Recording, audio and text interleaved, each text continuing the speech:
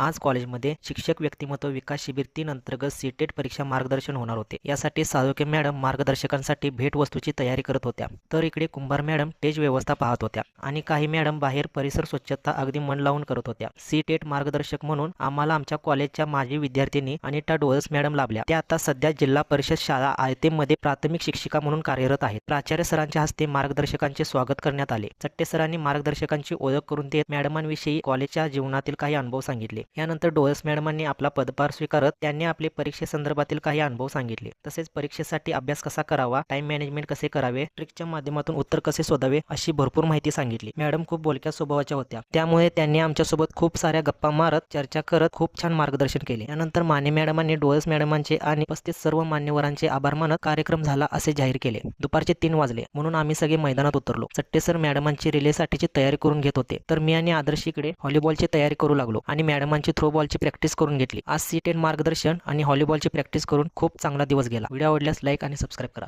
Thank you.